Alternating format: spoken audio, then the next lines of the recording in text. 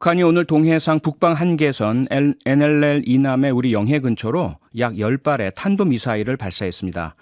NLL 이남으로 쏜 것은 분단 이후 처음 있는 일이고 울릉도 일대에는 공습경보까지 발령됐는데요. 통일연구원 조한범 연구위원과 짚어보겠습니다. 조한범 연구위원님 안녕하세요. 예, 안녕하세요. 네, 위원님, 북한이 해안포와 방사포를 쏜 적은 있지만 이렇게 탄도미사일을 NLL 이남으로 쏜 것은 처음이라면서요? 물론 이제 NLL 이남 도발 중에 이제 제일 컸던 건 연평도 포격이죠. 아, 예, 그렇죠. 그게 사실 뭐 오늘 충격적이니까 그렇지만 사실 그때는 교전이었습니다. 아, 그렇죠. 그런데 이제 미사일로는 처음이죠. 미사일로는 네. NLL 넘은 건 처음이고, 네. 그 부분도 명확히 좀 구별할 필요가 있고요. 예. 그러나 이제 최근에 도발, 특히 이제 울릉도, 속초 앞바다, 울릉도 향발, 네. 이런 건 사전에 고도로 계산된 네. 우발적인 도발이 아니라 아. 계산된 전략적 도발이다 이렇게 봐야 됩니다. 네. 그러니까 떨어진 지점이 정확히 어디쯤이죠? 그러니까 이제 이렇게 됩니다. NLL 넘어서 26km를 넘어왔고요. 예.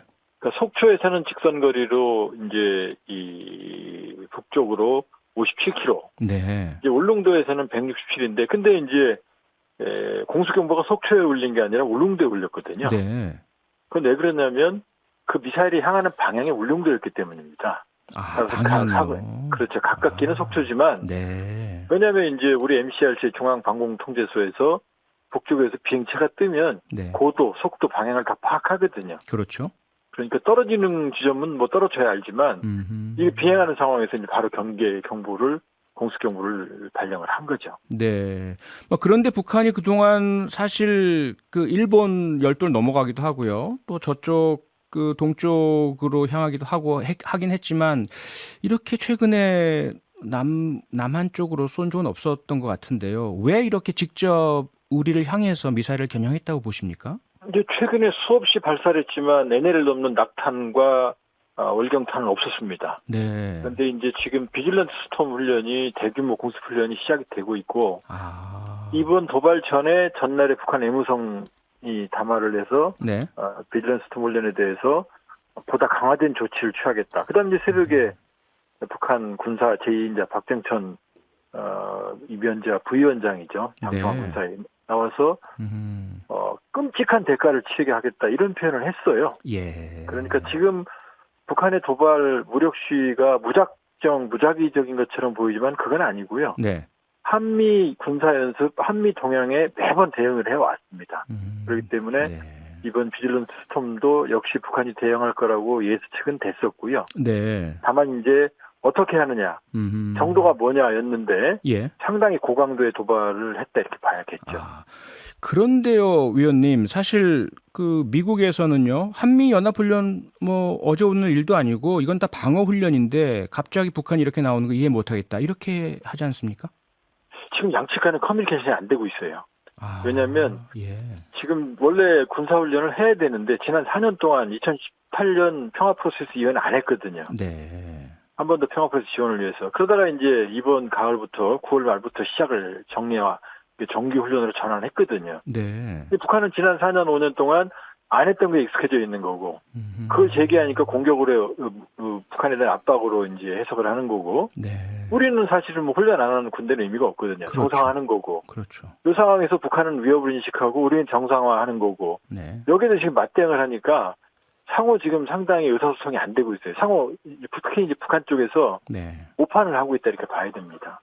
오판을 하고 있다. 의사소통의 부재로 인한 오판이다 이런 말씀이시죠? 근데 별로 좋은 상황이 아니에요. 왜냐하면 네. 지금 한쪽이 움직이면 다른 쪽이 고강도로 대응하고 이 티포트 주고받기식으로 지금 그 상황이 지금 그 긴장 상태가 커지고 있거든요. 네. 그러니까 물론 군사적인 대응 모든 게 이제 북한의 잘못된 행동에 출발을 하지만 예. 군사적 대응과 함께 지금은 이 군사적 긴장을 완화하는 군사적 대화 채널을 열어야 되고 네. 이 군사적인 긴장의 고비용 구조를 완화시키는 작업도 병행을 해야 돼요. 네. 지금 위원님께서 tit for tat 영어 사용해 주셨는데 주고받기 여기서 한 발 하면 우리도 한 발 쏘고 뭐 이런 대응 아니겠습니까? 지금 상황이 그렇습니다. 네, 조금 전에 속보로요. 우리 군이 밝힌 내용은 북한에서 지대공 미사일 등 6발을 동서해상으로 추가 발사한 정황을 포착했다라는 속보가 좀 나왔거든요. 왜냐하면 이게 이제 북한이 오전 6시 때, 8시 때, 9시 때 도발을 했고, 예. 8시 때 미사일이 울릉도 쪽에 이제 속초 쪽으로 떨어진 거고요. 여기에 예. 대응해서 우리 군이 오전 11시경쯤에 이 북쪽 NL을 넘어서 상황하는 쪽으로 미사일 3발을 쐈거든요. 아, 대응 사격이요. 그렇죠. 그러니까 네. 여기에 또 대응을 하는 겁니다. 아하. 1시 때 포격을 했고, 네. 그 다음에 다시 쐈고, 그러나 이제 이번에는 수위를 조절했죠. NL을 네. 넘거나, 왜냐하면 지금 한미 대규모 공중훈련에서 이게 우발적인 충돌로도 갈 수 있기 때문에 네. 북한도 사실은 이 부분에서는 조금 대응 수위를 조절했다. 그러나 아, 네. 자신들이 지지 않는다, 대응한다는 걸 보여준 거죠. 네. 근데 위원님이 지금 이런 상황은 조금 위험하다라는 말씀을 주셨는데요. 이게 저희들이 걱정하는 것이 서로 그렇게 위협하고 뭐 시험 발사만 하고 말면은 그래도 괜찮겠는데 우발적인 사고 말씀 주신 뭐 연평해전이라든지 도발이라든지 이런 것들 국지전이 발생한다든지 이런 우려 어떻게 보세요? 현실성 있다고 보십니까? 이게 국민 뭐 불안 때문에 뭐 그런 부분을 너무 강조할 수는 없지만요. 예. 지금 강대강 대치 국면을 가면은 북한은 물러서지 않을 거거든요. 왜냐하면 과거와 다르게 핵을 가졌다는 자신감의 기반을 두고 공세적으로 도발하고 있거든요. 네. 과거에는 안 그랬습니다. 근데 이렇게 긴장 국면이 가다 보면 네. 원하지 않는 충돌이 일어날 가능성이 높아지거든요. 네. 그러니까 지금은 뭐 상호 누구 파워가 우리 화력이 강하냐 이런 것보다 네. 물론 이제 북한의 잘못된 행동에 대해서는 잘못을 물어야 되고 군사적으로는 대응해야죠. 네. 그러나 지금은 긴장을 완화하는 조치도 같이 가야 돼요. 네. 그렇지 않으면은 사실은 원하지 않는 충돌, 원하지 않는 네. 사태까지 갈 수 있기 때문에 아.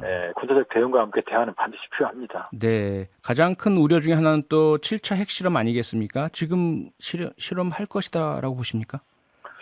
지금 잘못된 게요. 7차 핵실험은 안 중요합니다. 아, 그렇습니까? 왜냐하면 네. 북한은 지금 기존의 핵실험으로 자료를 축적을 한다면 이걸 핵탄두를 만들어서 지금 발사체, 단거리 발사체에 장착하는 게 더 위험한 거거든요. 예. 근데 7차 핵실험은 마치 큰일 나는 것 같고 안 하면 착한 것 같고 아, 절대 그렇지 않습니다. 이미 지금 사실 네.